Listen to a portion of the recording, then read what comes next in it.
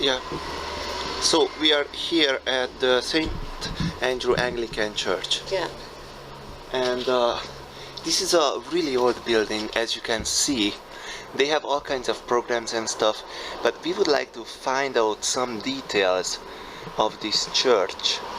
Like, oh yes, and also they have the Christmas tree here. They just put this out, so I think they're gonna garnish it.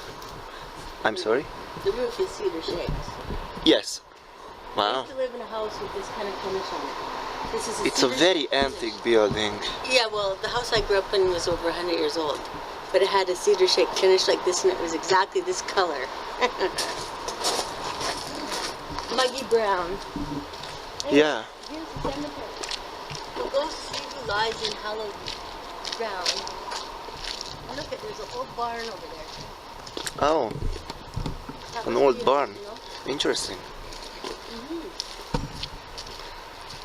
Oh, there'll be a whole bunch of kids in the Mackay. Well, some say Mackay, some say McKay. 1900 to 1982. Oh, here's the even older one. Willie and Gracie. 1884 to 68, 1887 to 1965. This is how they bury them in Ireland. In things like this. Oh yeah? Wilmot, yeah, 1912 to 1988. The old lady lived longer, 1913 to 1998. Wow. Hall, I have relatives that are Halls. 1918 to 209. There's a whole family that's here. You don't have to follow me, but I just... Okay.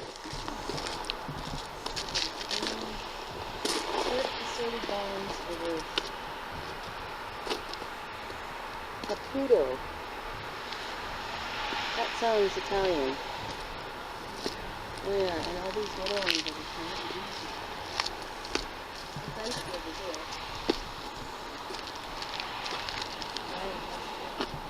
here. Holy smoke, it's pretty slippery.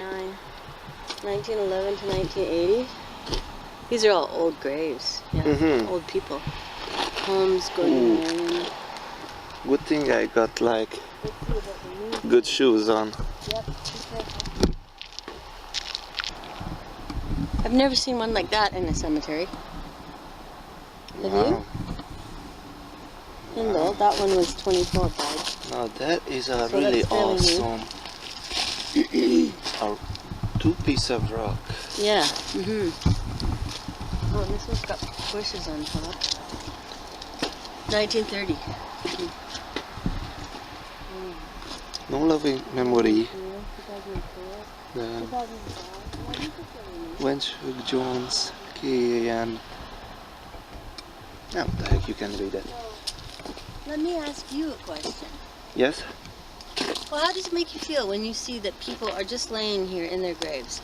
It was important enough for them to be buried on hallowed ground, but if nobody tends to the grave site, they would just be overgrown. Even in Ireland, I met several people in the cemetery. I would say to them, who are you here to visit? And they would tell me whoever they were there to visit. But how does it make us feel to know that this is the inevitability of our lives, that we are going to end up here?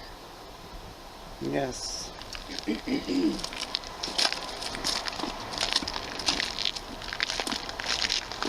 In one day.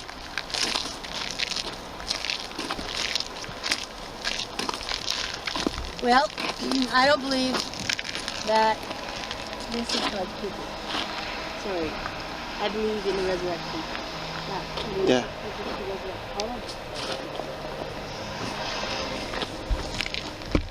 Not for a second go around. Oh, here's a pilot, wing commander. Died 2014, just this year. So this would be just a urn, like he would have been cremated to be in that space. Mm-hmm.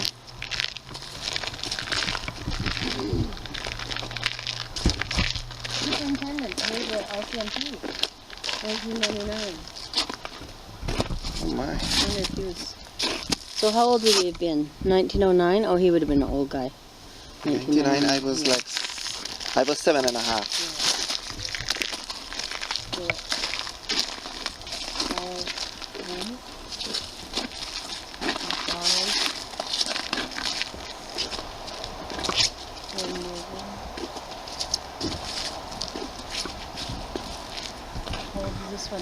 And you see this church is surrounded with this beautiful forest and the waterfall. This one died in 1914, 1869 to 1914. Quotes, I am the resurrection and the life. This is a fairly old grave from 1914. You know that 1914 was the beginning of the First World War, no? Yes, it was, but it's also a period of time the Bible calls the last days. I have to think about that. Really? Yeah. There's the front. 1925. Yeah, so that's the oldest one here, I think. What did I say it was? What year did they die? 1914. Okay, that's easy. So, yeah, it would have been from World War I, but 1879 to 1920. Just be careful on this. Oh yes. Flat service. But I mean this beautiful church. Look. Colin Campbell Shan died aged 7 weeks. Wow, yeah, it's terrible. But just look at what a beautiful place this church is sitting on. But it would be certainly more beautiful if the dead were all raised up. Yeah, would be good, yes. Okay, let's walk this way. 1927. Just step lightly. They're all down there now. So we already know that there are people that are here is just between the 1900s and the early 2000s. World War I, 1915. 1924, 1912, 1895 was born. Whoa, 1880. Wow, well that is an old one.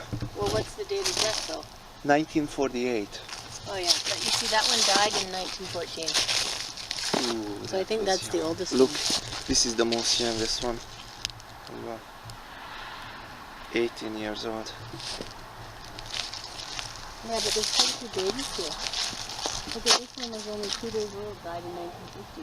1865 Joy was born and died in 1951. Wow, this is a really old antique barn, as you can see. Oops. Watch your stomach. Yeah, don't worry. And you see it's all covered because I don't think they use it, but it's still just for, you know, like for the standard.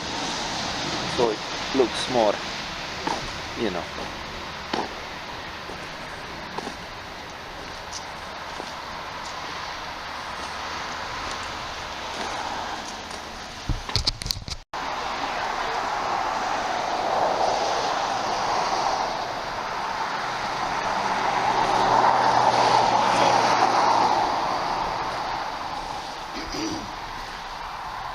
Sorry? I have something to say on camera. Okay. So as we stand outside this church, you have many times described it as beautiful. A beautiful building, a beautiful church. Okay? And this is what I have to say about religion, for the most part. It is beautiful. It is like a large bubble that you would blow outside. But inside, it is empty. And that's one of the failings of the churches in general, which God is going to ask an accounting for, from my understanding. Okay? I see. Yeah. And it is no doubt preserved, not for what the church teaches, but for the building itself. And that's what we see here. They have one service only that opens the building to the public, and it's on Sunday morning. Is my mouth gigantic or what? No, just the noise is pretty... Yeah, I know, but is my mouth gigantic? Because you don't usually film me this close. Yeah, you're pretty good. Just the noise on the background, I don't know if it's catching. Yeah, but what I'm saying is they are preserving this building, not for what it teaches, but for the age and for the historical value of it. I see.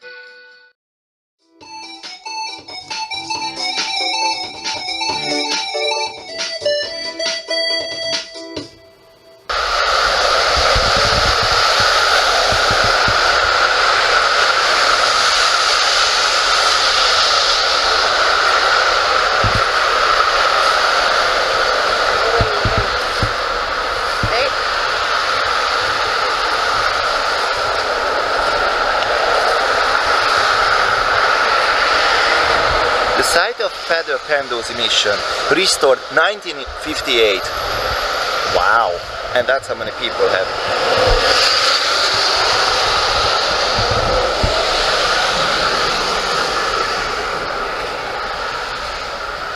Okay, so this is the first Roman Catholic mission in the interior of British Columbia.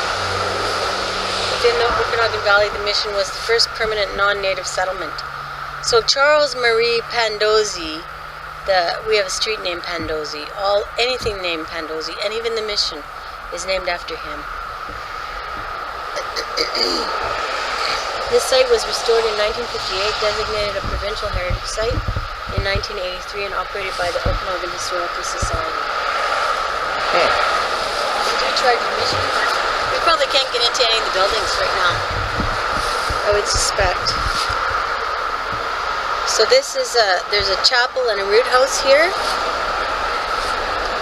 There's a brother's house and a mission barn, John McDougall house, Joseph Christian house, and a blacksmith shop.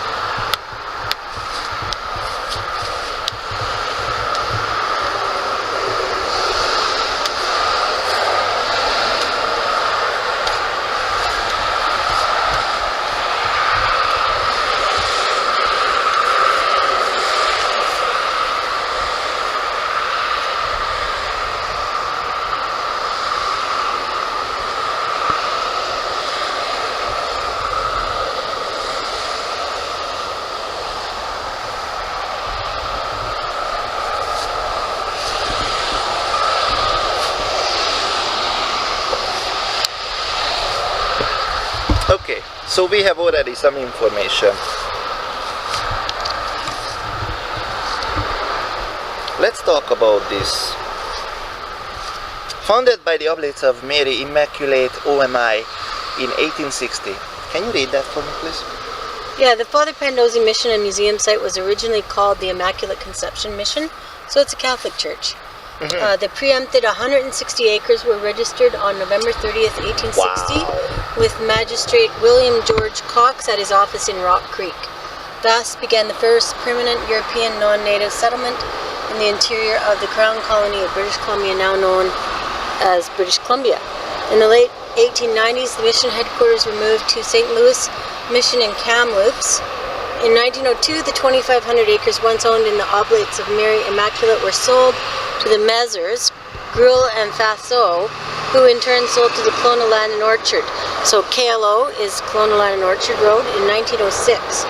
In 1954, the three oldest dovetailed cedar log constructed buildings were destined to be demolished. This site was saved with the intervention of 7 gentlemen who, along with the Oblates of Mary Immaculate, repurchased the 15 acres of land once owned by the Oblates.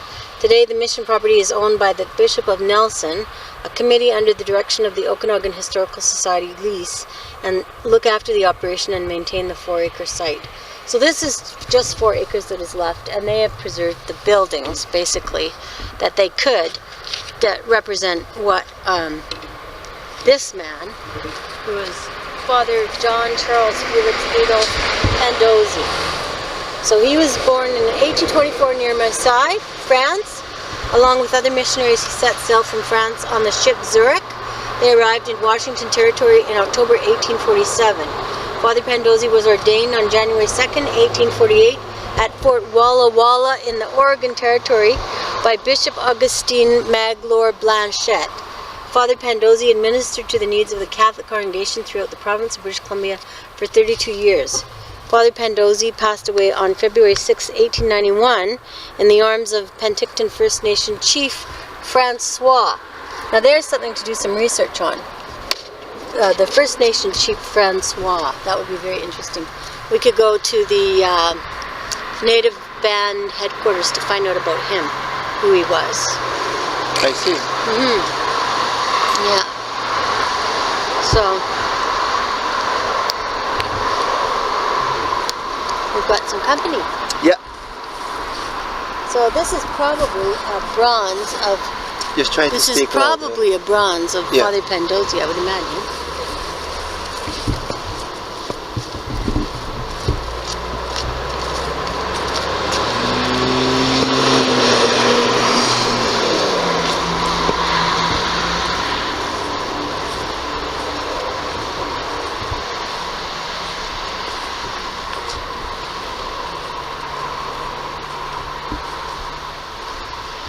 Really was this tall. He's as tall as you, I think. Not quite. Well, I can still easily knock his head off. Yeah, but shows the proportion of me to him and you. Okay. Yeah. Oh, there is more information. The Father Pandozzi Mission founded 1859. This is our 150th anniversary commemorative sculpture. The 150th Yeah, anniversary. it's a sculpture that's shown there. In commemoration of the 150th anniversary of the Father Pandozzi Mission, the Okanagan Historical Society supported Crystal Prism Bill in the creation of this sculpture. Okay, all this was said over there, so I won't reread it. Okay. Well, But in his hand there, in his right hand, his left hand, he holds a pruning that roots into the ground, symbolizing his role in establishing the settlement. You can see it here, yeah. and it goes right down to the ground. This represents his pioneering vision of planting the first orchard in the area and his encouragement of agriculture in the valley. The wind-blown composition symbolizes the diverse challenges and cultural turbulence in the era. The sculpture was donated to the Kelowna Public Art Collection in 2012. Yeah. Oh, I wonder what is that next building. That's the brother's house. Oh. This is one of the original structures of the mission and was probably once used as a schoolhouse. This house. The brother's house. Yeah.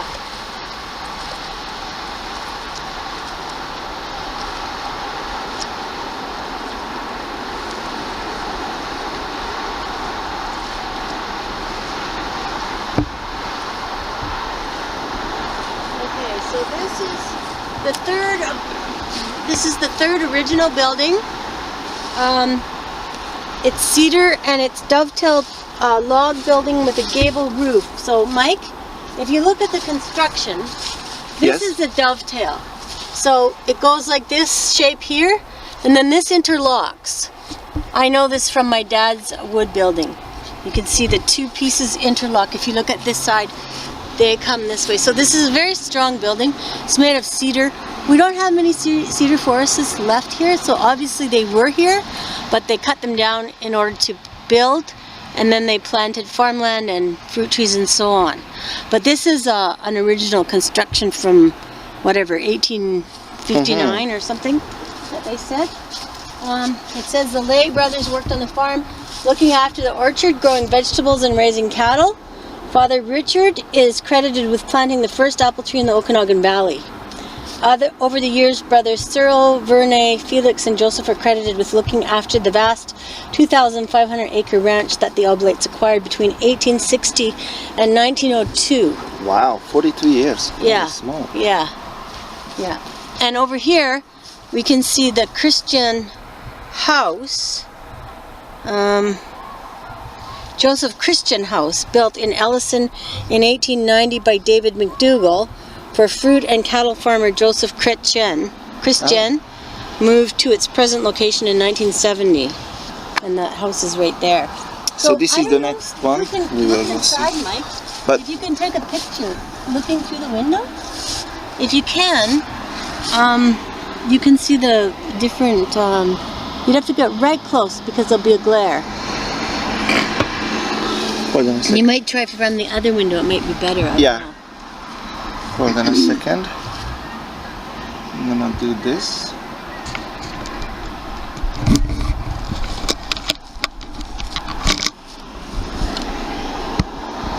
Oh, there you go. Yeah, take a look inside. There are so many old antique tools. Yeah, furniture. Furnitures and things. Wow, take a look. Like we are talking about the early 1900s, right? And around the corner here, you can see a piece of flume. This is spelled F-L-U-M-E. So this is how they irrigated the orchard that they started in the fields, is by collecting water in some kind of reservoir and running it through this flume. And there are places where they still use some flumes today, but it's now pretty well replaced by underground pipe. But this was, when I came here as a child, flume was around all over Kelowna. Oh. It's credited with making this valley fertile. Without water, we would not have agriculture here. So because we're so dry, so arid, they had to come up with a way to water the fields, and that's what they did. Obviously, it started here. It's ingenious, really. It is. Yeah. And there are some... Here's some farm equipment. Yes. The old stuff. Holy smoke. For M.C. Hamilton, Indian Head, NW, New West Territories. You can these see are horse in and old buggy movies carriages. this stuff. Yeah, with a team of horses you'd put on the front here. Yeah, and they just... They just take you. My mom rode in them. Well, she grew up in a farm in Manitoba. Oh. So, yeah, they had teams of horses. And my uncle had teams of horses. Remember I told you the story about my uncle's horse that went kind of mad and mean. He went mean. And he wouldn't do anything. And so my uncle took a big piece of rope and made a loop and hung it on his ear. And the horse could only think about that thing on his ear. So they could get him to do something. Yeah, that's a good idea to make that, you know. Horse-drawn equipment, wagons, buggies, and sleighs. Here's a sleigh. See this sled? Oh. It tells you something about the weather. Yeah. Yeah. Still sitting north from BC. Look at that! Holy smoke! Yeah. Obviously no wheels on this because they were just sliding, right? Well, wasn't this no, used for winter? Yeah, a sleigh is for winter. Yes. These are the wheels that didn't have rubber. They are old chuck wagon kind of wheels. They didn't have rubber tires in those days, sweetie. Just wooden tires. A rough ride. Wow. So let's have a look here. Here's a working building. It's got more equipment. It's got more equipment inside. Yeah. Blah, blah, blah. No, I just said louder. I know. And I'm just saying blah, blah, blah. So this is a working barn which has more equipment inside. You can see firewood, and there's a, I don't know what that is. Dandy boy. A threshing machine. It cuts grain, enters the machine from the feed table. Grain and straw chopped up in the cylinder. Screens shake the grain and seeds to the bottom. Spouts and straw walkers carry the straw out on the end. There's a scythe and cradle. This is all old farm equipment used with horse and buggies. Yeah. Interesting. And you can see here the construction of the log style home. People still use this kind of construction. Yes. The logs are really a good insulation. But as you can see here, these spaces have to be stuffed full of insulation of some kind in order to keep the wind out. And also get a good heat as well. Yeah, exactly. But this park has been set up so people can come and spend the day and have a picnic, you know? I mean, look at the beautiful, they've got a pond here. Yeah. And there's another big old barn there and some more farm equipment there. And if you turn around this way, you can see they have picnic tables here. They're all over the place, so you can bring the whole family and spend a good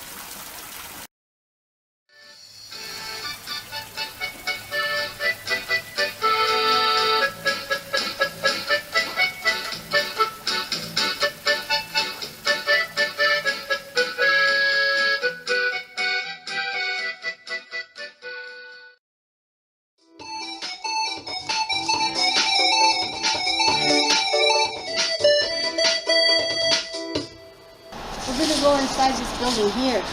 Oh, The nice. light might change a little bit. Oh no, it should be.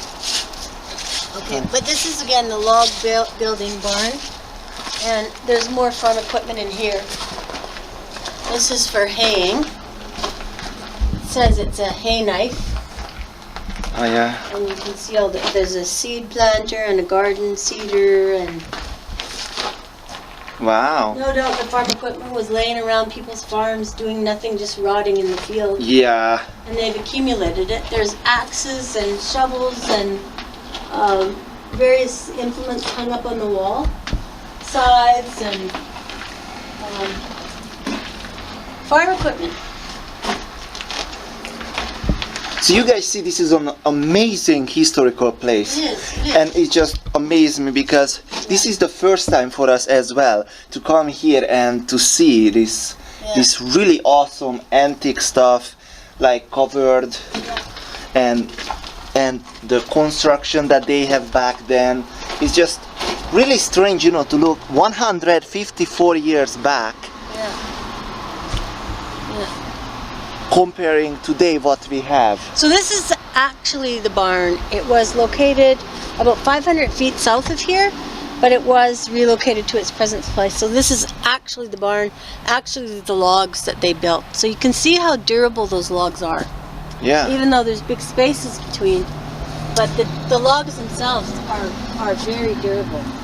So like back then they didn't use, you know, like insulation and stuff like Well, today. they might have, it might just not be there, because the house over there has insulated between.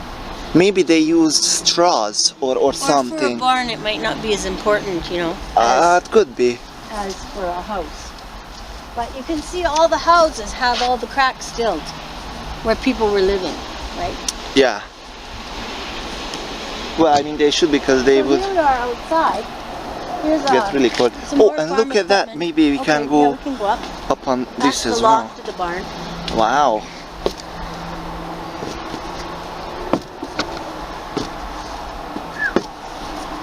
Holy smoke.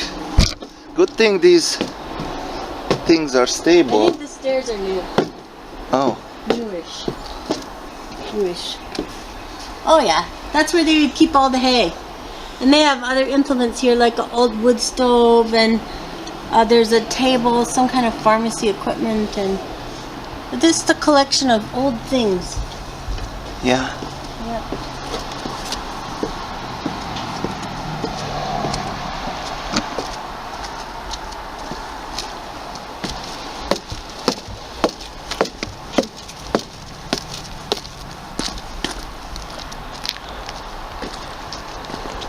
Wow, there are more stuff. Yeah, lots more. What is Farm ground wheel driven binder. binder? So it makes bales of hay, I would imagine. Wow.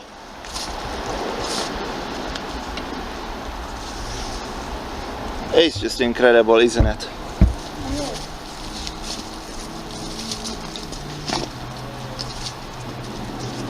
Oh, so it's grain. The binder, the grain is cut by the mower. The grain is brushed by sweep onto a canvas, and then it's carried grain to the nodder. Nodder ties bundles for stooking, whatever that means. Puts grain into bundles somehow. I see. Oh, this is an orchard sprayer. Wow.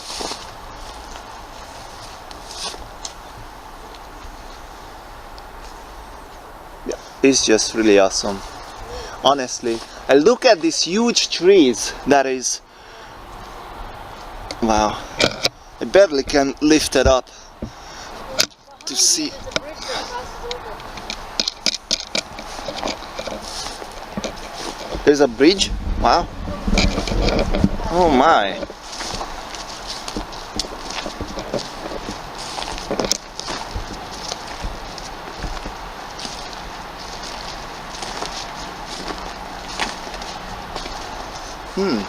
Strange smell, isn't it?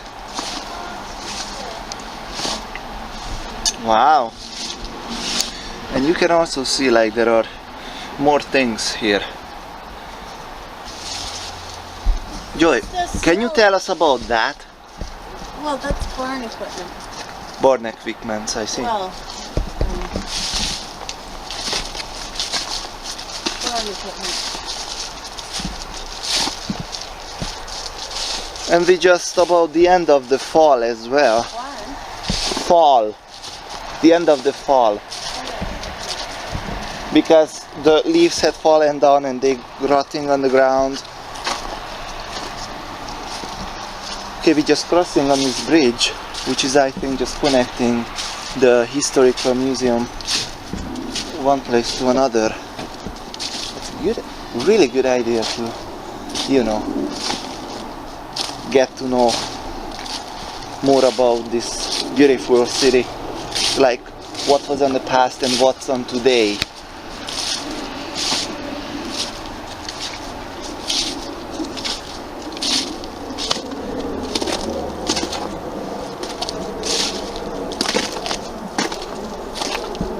Well, they got some real equipment up here. Do you? Well, let's just see. Give it a show. Well,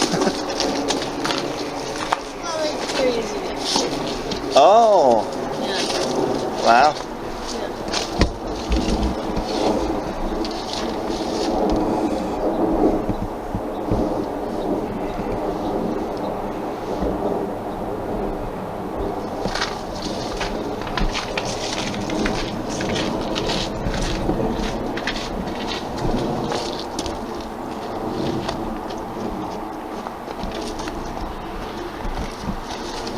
So I think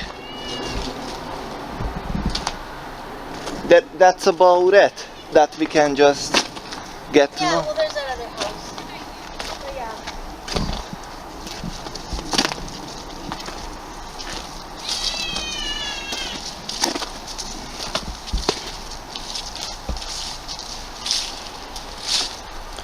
The water is almost froze, but you can see there is still, you can see the water. Come in summer.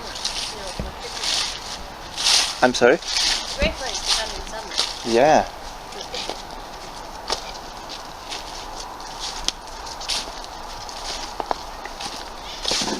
Well, let's just see this stuff again. Like, let's just get close to them and see like what are they exactly do, and you can tell us about as well.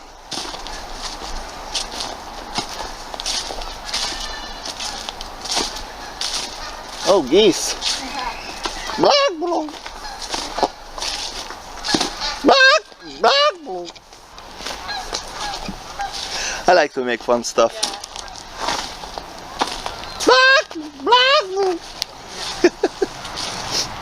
Alright, so there is a lot of things here. Hay mower, wow.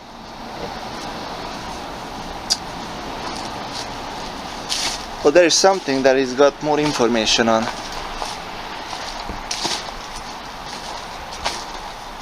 Oh no, it's just a picture. Tobacco planter donated by Thompson family.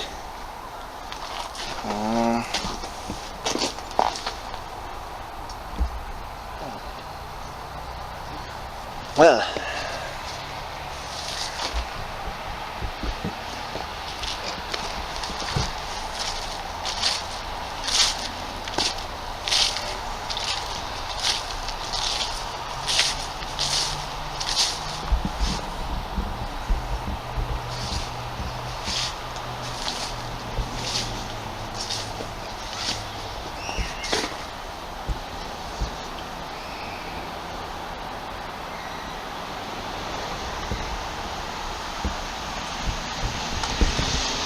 oops. Joe is learning to skate. No, I'm not. It's cold. And it's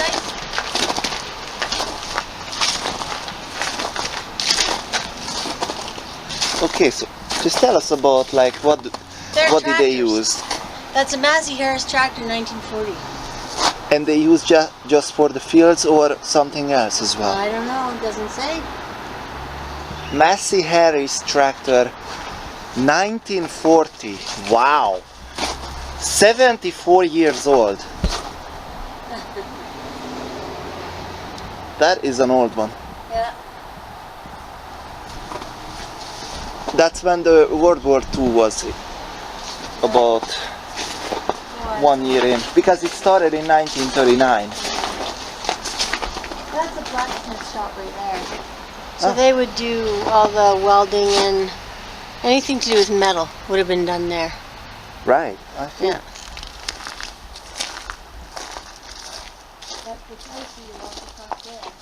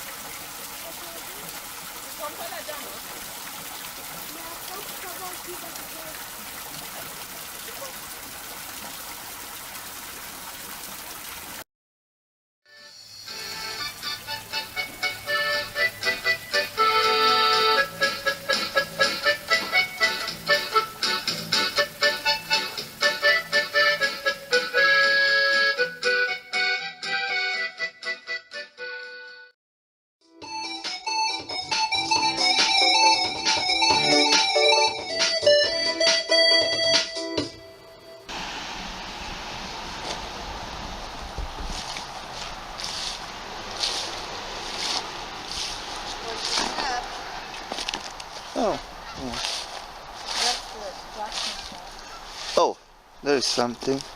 What is that? I can see it. It's built in 1900 by Joe Rich.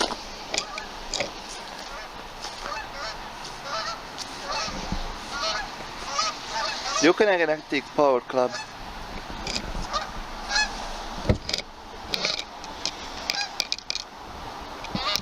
The geese are flying high. Anyways, the Okanagan Antique Power Club is proud to participate in the restoration of the mission grounds buildings and machinery. Shane Nichols, president. So this building was actually way out on Highway 33. It was located in the Joe Rich area and it was moved in 1974 to here. And in order to move it, they dismantled it log by log and then reassembled it here. Oh wow. Yeah. It's really good. So what do you think of this place? Just tell your opinion. Well, it's very well done, except you can't go inside. Well. So it's cold. It's 0 degrees. And I'm grumpy. But she's still my storyteller. So thanks for watching, guys. Grumpy storytelling. Anyways. Root house. This thing where you get your root vegetables in, like carrots and turnips and potatoes and onions. Ah. Root house. Oh, and there is something here. This building was built to store fruit and vegetables. Here's the church. It is built to withstand heavy frost, having 2 lugs well with a 4-inch space between patched, what does that say, patched with earth for insulation. Packed. Packed? Oh, So they packed. stuffed earth in to insulate it. Oh, So that's what's missing right now. There's no insulation. uh-huh. This is the church. This is Oh. the Father Pandolzi Chapel. Wow. Very tiny by today's standards. It is. And that is probably the way he got to his pulpit. Up those stairs. Show them the stairs. I bet you that's how he got to his little Quebec. That's what the pulpit is. It's a little Quebec. Uh-huh. Take a look. Fedor Pandolzi Chapel, built in 1860.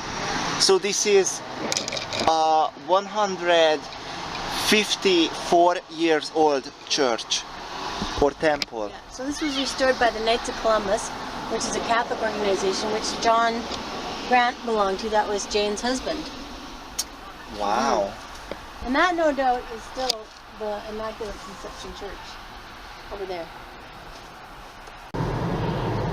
That's only a human thing. Oh, look at that. The snow is disappearing. Yeah.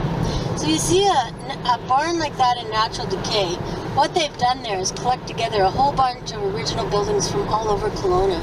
Really? Yeah, like that one there. Someone's donated it and reassembled it because of the value historically.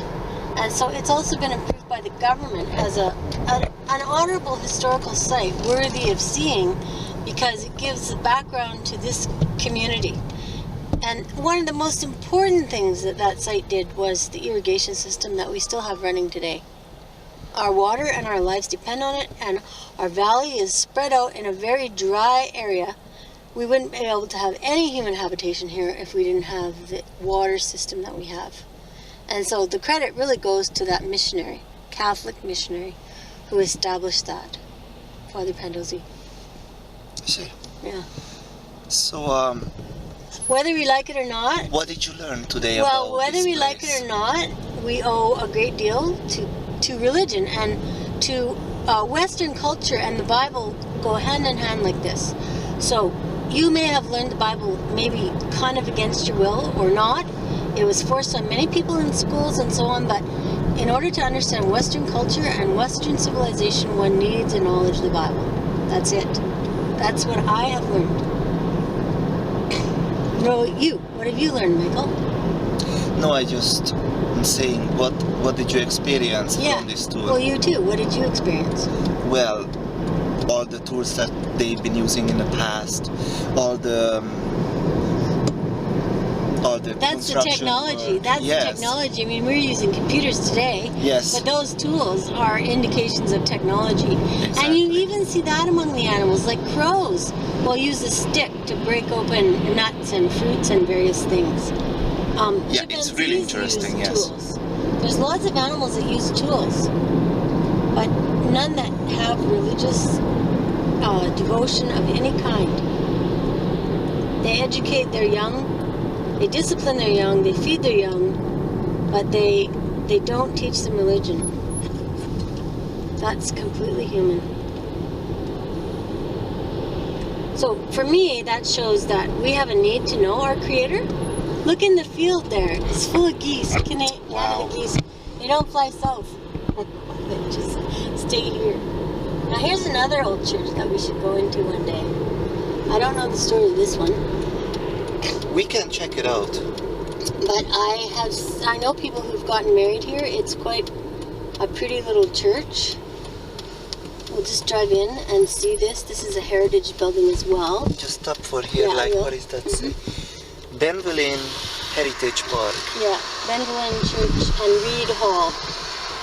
Yeah, I so can see it well. one of my real estate clients was married in here. Do you think it's open? No, I don't. I think you pretty well are going to have to come on Sunday for any of these places. And then they would have, for a wedding at the back. Mm-hmm. And then look at this old house here. That's part of the grounds, no doubt. Probably the minister's house. Yeah. So we can do some research on this one too and find out a little bit about it. Yes, we can.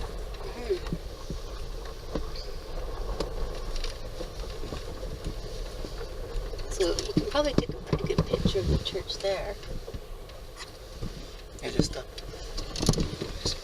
Just wait, I'll get a little better right here. How about that? Yeah, it's good. Wow. Well, this is a little modern church, not like the ones Well, that we were just seeing. It's not a log cabin, but I don't know what the date is on this building. But it's easy enough to research it online. And then some Sundays we may go and pick up a service. There is something here about this. I don't know if you can read it from there. It's a Presbyterian church. That's all I can read. The first Protestant church between Vernon and the U.S. So there you go. So that was the Let me first find Catholic out. church, and this is the first Protestant church. Let me just find it out.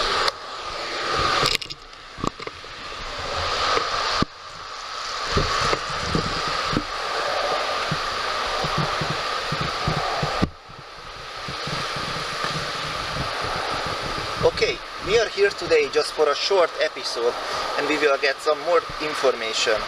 But this would be give you a good idea of another different church.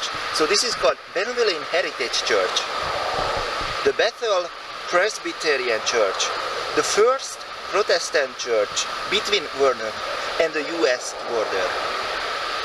Was built in 1892 on land donated by real estate promoter George Grant Mackay. The church was built by H.W. Raymer, who in 1905 became Kelowna's first major. Lumber came from the sawmill of notable pioneer Ellie Lequin, Lord and Lady Aberdeen, who owned the neighborhood Goshen Ranch, donated money and labor. The wood, formed and sided building is representative of the Gothic Revival Church, Carpenter Gothic, with its steep, cross-gabled roofs, cruciform plan, prominent bell tower, and pointed arcs windows. The church was dedicated on September 11, 1892 by the Reverend Thomas Somewhere of Glasgow. After many changes to the building over the years, its closure as a church in 1964 and subsequent decline, the new fly form Central Okanagan Heritage Society took on the restoration of the building in 1982. Benvelin Heritage Church had its official reopening on September 14, 1986. Since that time, the church has become a well-used and much-loved community space. So basically, this church is 122 years old. So this is not a new church either, but it looks really nice. And we will have in the future some information, probably maybe on this weekend or the following weekend. But in the next episode, we will go to the university, the biggest university in the Okanagan, and we will just get to know information like how it got together, who built it, things like that, and what they do, what do they teach there, stuff like that.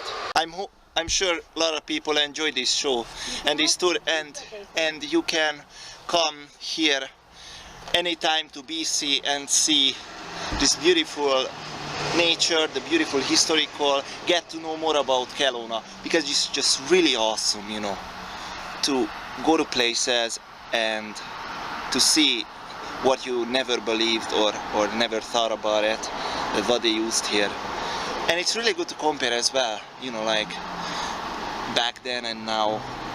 And this is mostly why we call our show Kelowna Today, because we are filming this stuff today, back what happened in the past.